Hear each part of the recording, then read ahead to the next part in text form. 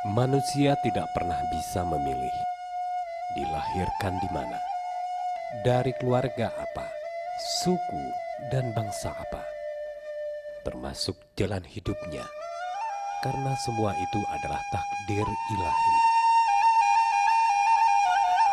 يا أيها الناس إنا خلقناكم من ذكر وأنثى وجعلناكم شعوبا وقبائل لتعارفوا إن أكرمكم عند الله أتقاكم Innallaha alimun khabir. Begitulah pula kebinekaan yang membentuk warna Indonesia yang kini adanya menjadi keunikan lain dari dinamika kehidupan manusia di muka bumi ini.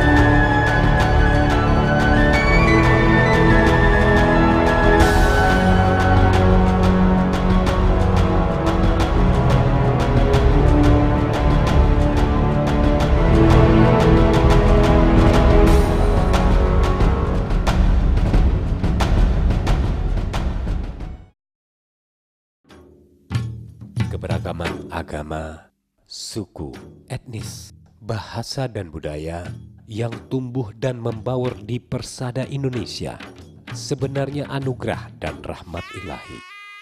Namun di sisi lain, terkadang melahirkan berbagai kemungkinan untuk terciptanya suatu pertentangan kepentingan. Akan tetapi bagi kita yang mendiami tanah Aceh, sungguh patut kita syukuri karena berbagai komponen-komponen komunitas manusia di sini telah terangkai dalam kedamaian dan kerukunan hidup, termasuk eksistensi kaum minoritas etnis Cina di Banda Aceh sebagai contohnya. Etnis Cina sudah mulai mendatangi Kepulauan Nusantara, diperkirakan pada awal abad ke-9 Masehi. Mereka melakukan berbagai aktivitas perdagangan dengan masyarakat pribumi. Di Aceh, etnis ini mulai menjejakkan kakinya pada abad ke-12 dan 13 Masehi. Hal ini telah disebutkan oleh Haji Muhammad Said dalam bukunya yang berjudul Aceh Sepanjang Abad. Letak geografis Aceh yang strategis di perbatasan Selat Malaka ini memudahkan bangsa-bangsa lain termasuk Cina memasuki wilayah Tanah Rencong. Hal ini ditandai dengan adanya peninggalan-peninggalan antik seperti keramik dan tembikar. Pada tahun 1405, hubungan Aceh dan Cina pun semakin erat, di mana ekspedisi Laksamana Cheng Ho bersama armadanya melakukan lawatan diplomatik ke seantero Nusantara dan berkesempatan menapaki kakinya di salah satu kerajaan di Aceh, yaitu Kerajaan Samudra Pasai. Dinasti Ming mengirim utusannya Cheng Ho ke Aceh untuk membuat diplomasi antara raja, negara atau wilayah di Nanyang waktu itu khususnya. Hal ini dibuktikan bahwa Dinasti Ming itu hampir 40% Muslim dan pendirinya dalam buku itu disebutkan adalah seorang Muslim. Cheng Ho seorang Muslim. Oleh karena itu hubungan antara Cina dan negara-negara Islam waktu itu sangat bagus dan sangat harmonis.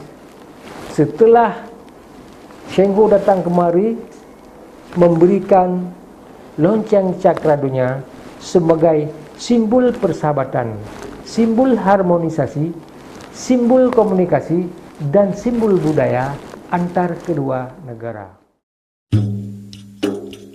Lonceng Cakradonya menjadi bukti bahwa kerajaan di Aceh dahulu sudah memiliki hubungan baik dengan bangsa Cina.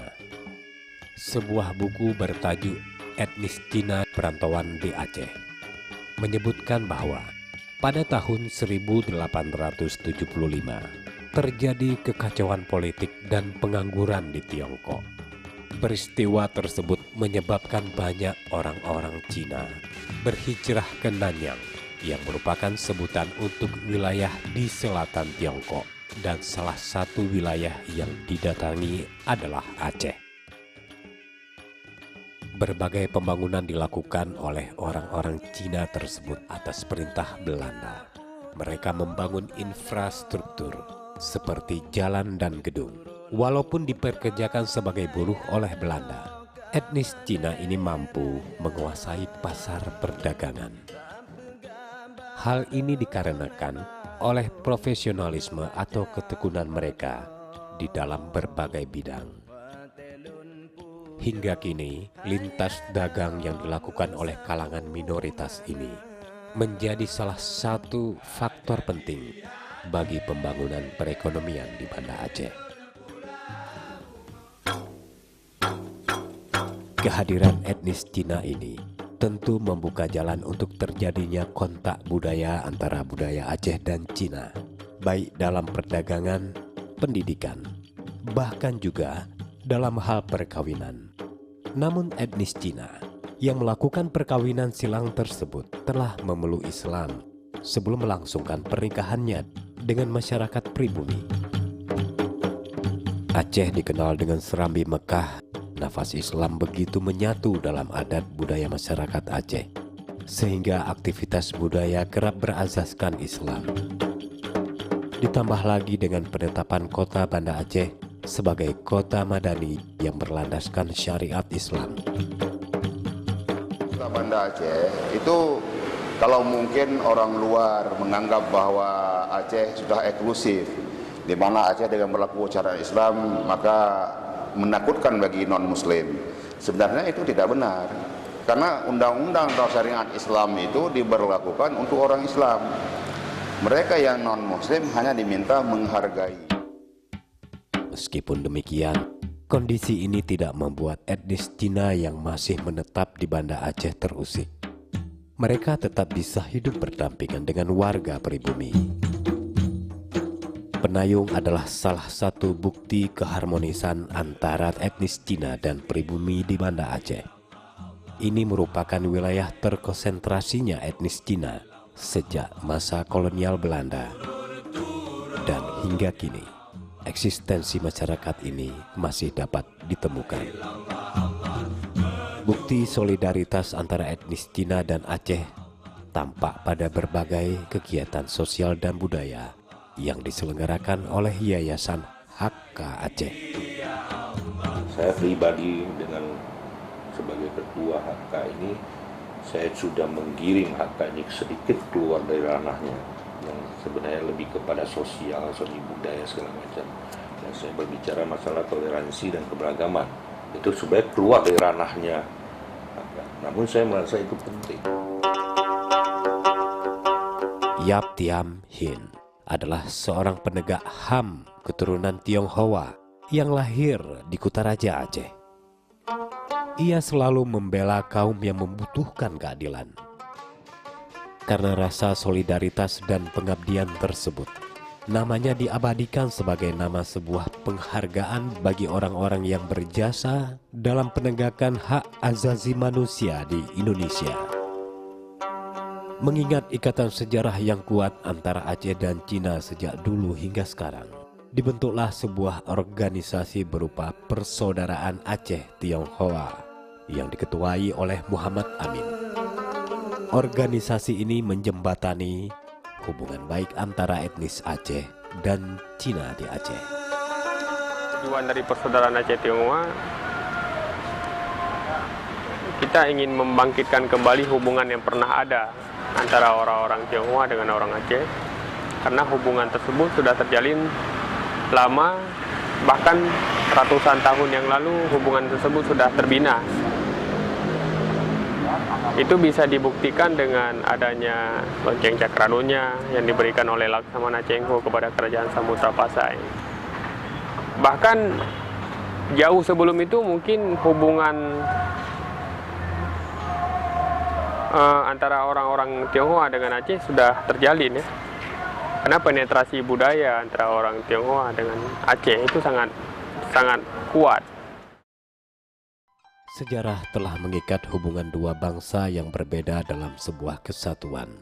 Ikatan ini harus dibina dan dijaga demi mewujudkan ketentraman hidup bersama.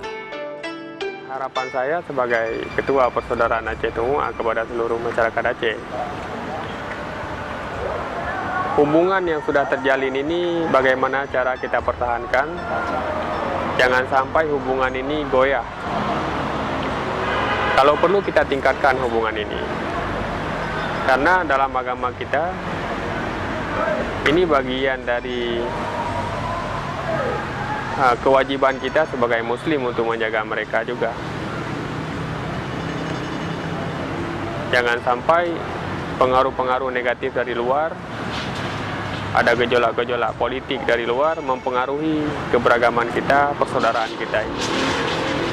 Ini yang terus kita gagas, mudah-mudahan ini menjadi bola salju bagi yang lain, bagi Nusantara keseluruhan, dan kita mulai dari Aceh.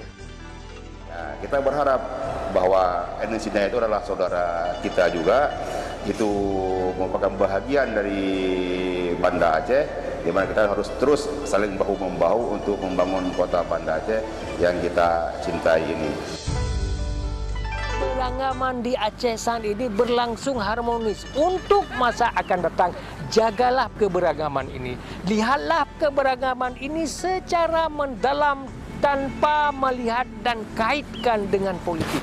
Seandainya keberagaman ini dikaitkan politik, di mana saja akan terjadi kerusuhan, di mana saja akan terjadi konflik. Makanya lihatlah perbedaan ini adalah suatu kedamaian, lihatlah keberagaman, isu keharmonisan, lihatlah perbedaan persepsi, suatu kenikmatan bagi kita semua. Sebuah kampung keberagaman yang bernama Benayung ini sebagai bukti bahwa etnis Cina dapat hidup berdampingan dengan masyarakat setempat yang menerapkan hukum syariat Islam.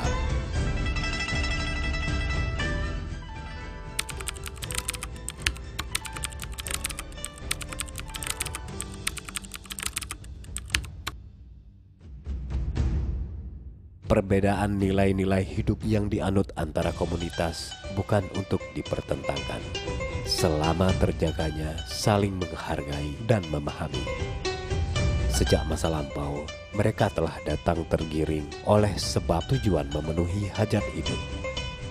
Meskipun jauh dari tanah leluhurnya, mereka pun merasakan di mana kaki berpijak, di situ langit dijunjung. Di negeri ini mereka terlahir, dan di negeri ini pula mungkin mereka akan menghembuskan nafas terakhirnya.